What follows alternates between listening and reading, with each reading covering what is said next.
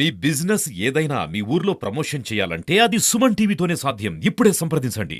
Kadapa parliament member Avinash Reddy గారు మాట్లాడుతూ అవగాహన లేకుండా రాజ్యాంగాన్ని తెలియకుండా ఆయన పార్లమెంటు సభ్యుడు కావడమే కడప ప్రజలు దురదృష్టకరం.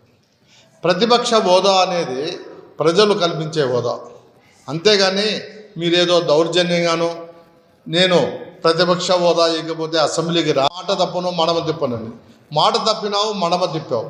నువ్వు నేను అసెంబ్లీకి అడుగు పెట్టను ప్రతిపక్ష హోదా వచ్చేంత వరకు అని చెప్పావు. సిగ్గు లేదా ఈ దినం నువ్వు పోవడం?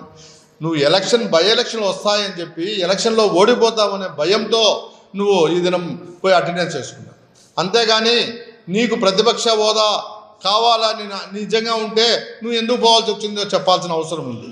ఈ దినం మా పవన్ కళ్యాణ్ గారు ప్రతిపక్ష హోదా అడిగేదానికి హక్కు ఉంది. ఎందుకంటే వాళ్ళకు 21 మంది ఎమ్మెల్యేలు అయ్యారు. నువ్వు 11 మంది ఎమ్మెల్యేలతో నీకు ఏ విధంగా ప్రతిపక్ష హోదా వస్తుంది? ప్రతిపక్ష హోదా కావాలంటే ఈ దేశంలో రాజ్యాంగం ప్రకారం మీకు రాదు. మీరు ఇతర దేశాలకు పోయి ఆ దేశాల్లో ఏమన్నా నిలబడితే ఓటు శాతంను బట్టి ప్రతిపక్ష హోదా ఇస్తారేమో తెలియదు, కానీ ఈ దేశంలో మెంబర్స్ని బట్టే ప్రతిపక్ష హోదా ఇస్తారు. కాబట్టి నీకు అది కూడా అవగాహన లేకుండా నువ్వు ఏదో మాట్లాడాలా, నువ్వు జగన్మోహన్ రెడ్డికి సపోర్ట్గా మాట్లాడాలని చెప్పి మాట్లాడుతున్నావే తప్ప ఇంకోటి కాదని చెప్తున్నాం. ఎందుకంటే నీకు మాట్లాడే హక్కే లేదు. నువ్వు సొంతం జగన్మోహన్ రెడ్డి చిన్నాను చంపిన అంతకునివి, నువ్వు అంతకుని లిస్టులో ఉండవు. నువ్వు కూడా మా నాయకుల గురించి మా పార్టీల గురించి మాట్లాడితే నువ్వు అంతకన్నా అవహేళనంగా ఒకటి ఉండదు. మేము చెప్తున్నాం, మేము మాట తప్పము మడమ తిప్పము. మా నాయకుడు అదినం చెప్పాడు, నేను మరలా సీఎం అయితేనే ఈ అసెంబ్లీకి అడుగు పెడతానని చెప్పాడు. ఆ విధంగా అడుగు పెట్టాడు. నువ్వు ఎందుకు లేదు? నీకు సిగ్గు లేదా? నువ్వు మాట తప్పిన మాట ఈ దినం తప్పి మరలా ఏందో నాకు ప్రతిపక్ష హోదా ఇవ్వాలా? ప్రతిపక్ష హోదా ఎందుకు ఇస్తారండి? పవన్ కళ్యాణ్ 21 మంది ఉన్నారు అక్కడ ఎమ్మెల్యేలు, వాళ్ళకి ఇస్తారు. రాజ్యాంగంలో ఏది ఉంటే అది చేస్తారు, కానీ నీ ఇష్టం వచ్చినట్టు బలవంతం చేసో బెదిరించో ఇంకోటి చేస్తే ఎవరు కూడా ఒప్పుకోరు. నీకు ప్రజలు బుద్ధి చెప్పారు, ప్రతిపక్ష హోదా అవసరం లేదు, నువ్వు పనికిరావు అని చెప్పి నేను ప్రతిపక్ష హోదా కూడా లేకుండా చేస్తే సిగ్గు లేకుండా ప్రతిపక్ష హోదా ఇస్తే మా అన్న చించేస్తాడు. ఏం చించుతాడు? సీఎంగా ఉండేప్పుడే ఏం చించలే.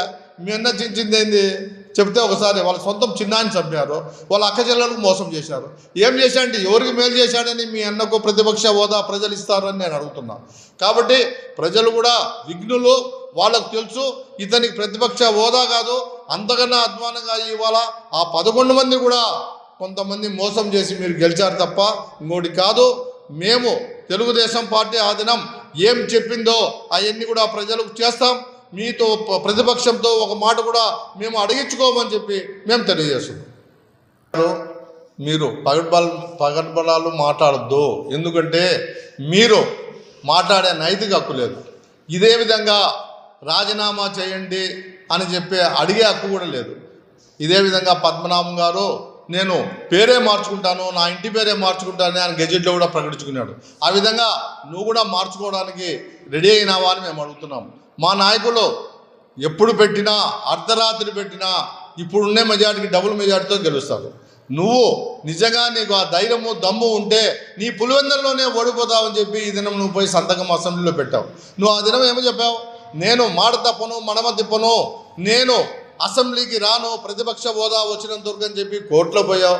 ఇంకొక విధంగా కూడా ప్రయత్నం చేసావు. అయితే ఈ దినం నువ్వు ఎందుకు పోయి సంతకం పెట్టావు? అంటే నీకు ధైర్యం లేదు, దమ్ము లేదు. నువ్వు చెప్పేదంతా పగడబలాలు తప్ప ఇంకొకటి కాదు.